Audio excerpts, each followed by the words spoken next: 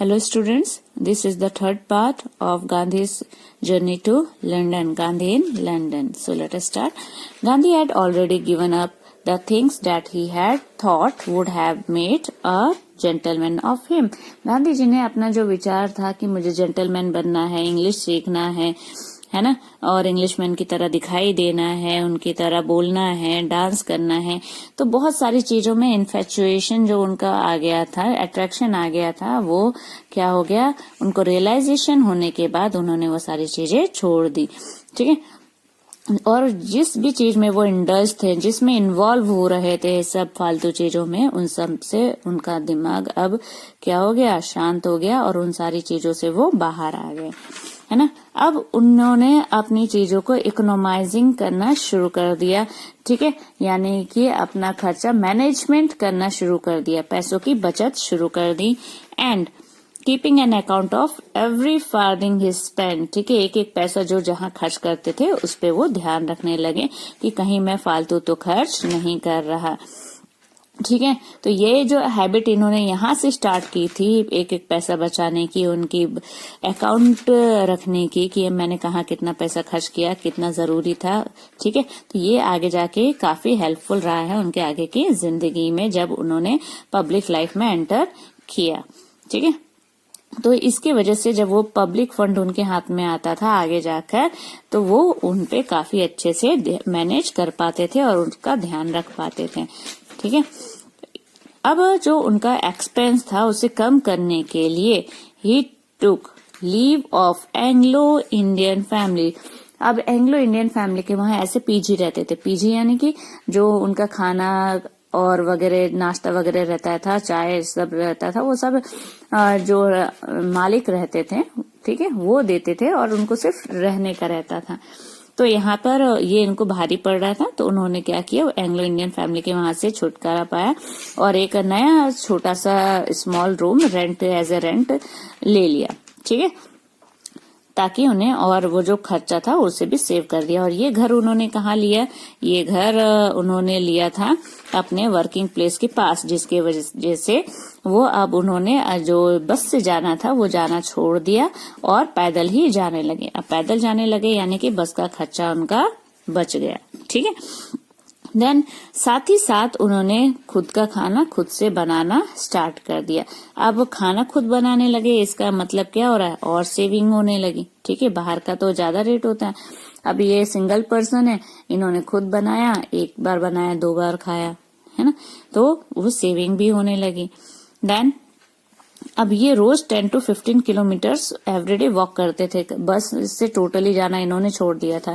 ठीक है, तो इसका कुछ बेनिफिट भी मिला उन्हें, क्योंकि कोल्ड कंट्रीज थी, आपको पता ही है कि जितना वॉकिंग करते समय क्या होती है, इंसान के अंदर गर्मी आती है ना, तो ठंडी भी उतनी नहीं लगती है और वार्म अप भी हो जाता है। There was a marked improvement in his health, उनकी हेल्थ में काफी इम्प्रूवमेंट आया। ठीक है, because of long walks and simple food, simple खाना यानी भरपेट खाना खाते थे, क्योंकि खुद से बनाते थे, सिंपल खाना रहता था, तो सिंपल खाना और लॉन्ग वॉक की वजह से वो इंग्लैंड में कभी भी बीमार नहीं पड़े।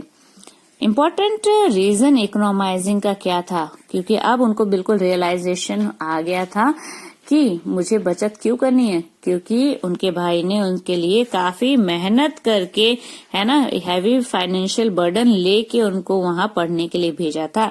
तो इससे अब उन्हें ये बिल्कुल ध्यान में आया कि मुझे भी एक्स्ट्रा फालतू खर्चा नहीं करना है और जितना हो सके कम से कम, यानी भाई से पैसे मांग के वहां रहने के लिए खर्च निकालना है। प्लेन लिविंग उनका जिंदगी भर का आइडियल बन गया। वो वहां से जो उन्होंने प्लेन लिविंग स्टार्ट किया, वो जिंदगी भर उन्होंने फॉलो किया, उसी को अपना आइडियल बना लिया। Simple living and high thinking, ये उनका मोटो उन्होंने बना लिया था। Then Gandhi developed a liking for nature cure. ठीक है, नेचर के ऊपर, आयुर्वेदिक क्योर के ऊपर ज्यादा भरोसा करने लगे। So he limited his diet not only to vegetarian food but made a few more alterations in it. ठीक है, तो उन्होंने ना कि सिर्फ अपने डाइट में कुछ और चेंजेस किए, लेकिन उसमें वेजिटेरियन फूड के साथ साथ उनमें और भी कुछ चेंजेस किए, जिससे कि काफी सादगी से वो जी सके और सेविंग भी ज्यादा कर सके। He had already joined a vegetarian society. Vegetarian society को उन्होंने ज्वाइन किया और अब धीरे धीरे उन्होंने यहाँ पे जो मसाले हैं, ज्यादा मसाले और स्वीट्स, टी, कॉफी, ये सारी चीजें भी लेना छोड़ दिया. He realized that it was really the mind. ठीक है, उन्होंने रियलाइज किया कि ये हमारा दिमाग है, हमारी जीभ नहीं, जिसे कि अलग अलग स्वाद चाहिए. हमारा दिमाग है, ठीक है, जो कि टेस्ट को पहचानता है, टेस्टी चीजों की तरफ दौड़ता है, यहाँ वहाँ अट्रैक्ट होता है. ठीक है, हमारी जीभ नहीं है. सो ये हमारा बहुत जरूरी है कि हमारा जो पूरा कंट्रोल रहे दिमाग के ऊपर रहे, क्योंकि अगर हम कंट्रोल नहीं करेंगे दिमाग को तो दिमाग हमें कंट्रोल करेगा. तो इसलिए उन्होंने अपने दिमाग को कंट्रोल किया कि मुझे मसालेदार चीजें नहीं खानी है, स्वीट्स नहीं खाना है. ठीक है, ये सब चीजें अच्छी नहीं है, ये सब बॉडी के लिए खराब है. तो इस तरीके से उन्होंने अपने दिमाग के ऊपर पूरी तरीके से कंट्रोल कर लिया.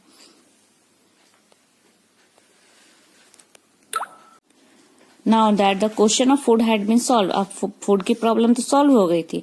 ठीक है, तो अब यहाँ पे गांधी जी को कोई और डिफिकल्टी नहीं रह गई थी. सो गांधी जी के पास अब ज्यादा टाइम था अपने इंग्लिश को इम्प्रूव करने के लिए, जिस पर वो हमेशा काफी परेशान हुआ करते थे. ठीक है, अब ये इनका एफर्ट जो था, ठीक है, वो क्या था, किस तरफ था, बिल्कुल कि उनका पूरा डिसीजन था कि वो लंदन मैट्रिकुलेशन एग्जाम में अपीयर होने वाले थे और उसे पास करना था. यही उनका डायरेक्शन था, एफर्ट का डायरेक्शन था. पूरे का पूरा ध्यान अब उनका मैट्रिकुलेशन एग्जाम में था. ठीक है, पर जो सिलेबस था काफी हैवी और डिफिकल्ट था. ठीक है, और सबसे ज्यादा डिफिकल्ट जो उनका सब्जेक्ट था वो लैटिन था, और जो कि कंपलसरी भी था. ठीक है, तो गांधी जी ने ट्राई किया but he failed in it, उसमें फेल हो गए. नेक्स्ट ईयर, इसलिए हमें हार से डरना नहीं चाहिए. नेक्स्ट ईयर अगेन दूसरा अटेम्प्ट दिया गांधी जी ने और उसमें पास भी हो गए. ठीक है, सो स्टडी ऑफ लैटिन को पढ़ने में समझने से उनका जो कमांड था इंग्लिश के ऊपर वो और भी अच्छा हो गया, और वो इतना अच्छा हो गया कि वहाँ के जो इंग्लिशमैन थे वो भी काफी उनकी सराहना करने लगे. ठीक है, English become so good that even English scholars praised it for being simple and beautiful. So उनकी सिंप्लिसिटी देख के और उनके जो इंग्लिश के ऊपर कमांड देख के वो लोग काफी खुश होते थे.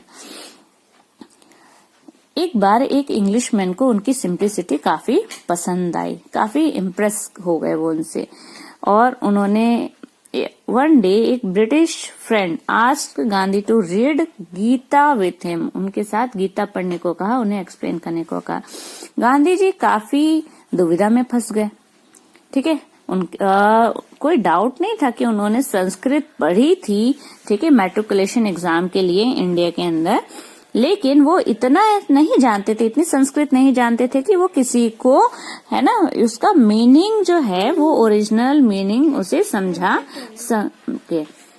ठीक है, लेकिन उन्होंने उन्हें किससे समझाया, ये संस्कृत जो था, संस्कृत के साथ साथ उसमें इंग्लिश मीनिंग एक्सप्लेनेशन भी था. तो यहाँ पर जो इंग्लिश मीनिंग से उन्होंने धीरे धीरे उसे पढ़ के इंग्लिश मीनिंग से जो उनके ब्रिटिश फ्रेंड था उसे पूरा वर्सेस जो था वो इंग्लिश में एक्सप्लेन कर दिया. ठीक है, इंग्लिश में पढ़ के उन्हें समझा दिया. Sir, if one English friend led him to realize the priceless worth of the Gita, अगर एक इंग्लिश फ्रेंड उनको जो है हमारी जो इंडियन की गीता है, ठीक है, हमारी जो एक बुक है, ठीक है, हॉली बुक है, वो उसे समझा सकते हैं, तो another prompted him to study the Bible. ठीक है, तो गीता पढ़ने के बाद, गीता को समझने के बाद उन्हें बाइबल पढ़ने की इच्छा जागृत हुई. ठीक है, now he appreciated Christianity better than before. अब वो क्रिश्चियनिटी को और अच्छे से जान गए, जितना पहले जानते थे उससे और भी ज्यादा अच्छे से जानने लगे. But his faith in Hinduism was in no way lessen. ठीक है, लेकिन ऐसा नहीं है कि वो क्रिश्चियनिटी को ज्यादा अच्छे से समझे तो हिंदुइज्म की इनके अंदर यानी कि फेथ कम हो गया. नहीं, ये तो इंडियन ही होता है. Gandhi continued reading books. ठीक है, गांधी ने रीडिंग और जारी रखी और भी बहुत सारे अलग अलग बुक्स पढ़े. After a lot of hard work he passed his law examination and was called to be bar on the 10th June. ठीक है, तो अब वो यहाँ पे क्या कहलाए, बैरिस्टर बन गए 10th जून को 1891 में. On the 12th June he set out on his homeward journey. So जैसे ही यहाँ पे बैरिस्टर बने वो घर की तरफ रवाना हो गए. ठीक है, a very significant thing of this period was Gandhi remained basically an Indian, notwithstanding the contrary influences. So जो बेसिक थिंग थी वो क्या थी कि गांधी जी इस दौरान जितने साल वो यहाँ रहे उस दौरान वो उन्होंने अपनी जो भी बातें थी उनके ऊपर, यानी कि बाहर का कोई भी इन्फ्लुएंस नहीं आया. जैसे वो आए थे वैसे ही वो यहाँ से गई. उनके ऊपर कोई और इन्फ्लुएंसेस या बुरा प्रभाव कभी नहीं पड़ा. जब उन्होंने इंग्लैंड छोड़ा, he made a deep impression on the people. उनके लोगों के ऊपर उनका काफी अच्छा प्रभाव था जो उन्हें जानते थे. With his learning and strength of character. ठीक है, उनके कैरेक्टर के ऊपर कि उन्होंने कभी भी यानी कि मीट लिकर ये सब नहीं लिया था, है ना, अपनी हैबिट्स नहीं स्पॉइल की थी और बहुत अच्छी इंग्लिश सीखे और बहुत सिंपल लिविंग लाइफ जीते थे. तो ये सारी चीजें लोगों को काफी प्रभावित करती थी. अब जब वो घर की तरफ रिटर्न हो रहे थे तो जर्नी बहुत ही प्लेजेंट थी. स्टार्टिंग में क्या थी, काफी वो रोते भी थे. ठीक है, उन्हें काफी याद भी आती थी घर की. लेकिन अब घर की तरफ जाना यानी कि घर के बहुत ही एक शांति का अनुभव होता है. माँ पापा के पास जाना है यानी कि एक अलग ही आनंद होता है. कई सालों तक दूर रहना फिर उनके पास जाना तो बहुत खुशी होती है दिल में. और दिल में अगर खुशी है तो यानी कि जर्नी तो वैसे ही बीत जाती है. He spend plenty of time staying on deck. ज्यादा टाइम वो अपना डेक पे बिताते थे और सी ब्रीज को एंजॉय करते थे. He would forget his worries there but when he would, जब वो वहां से अपने सारी जो दुख दर्द है वो सब भूल जाते थे.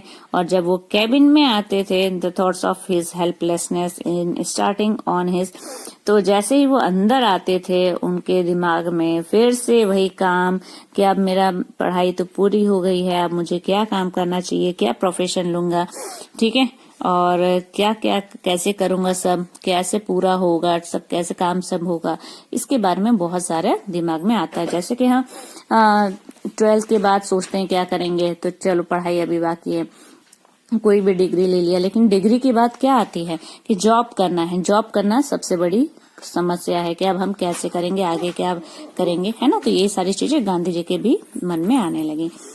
For some time he had been thinking that he would not be a successful lawyer. वो ये भी सोच रहे थे कि अगर वो सक्सेसफुल लॉयर नहीं बने तो क्या होगा.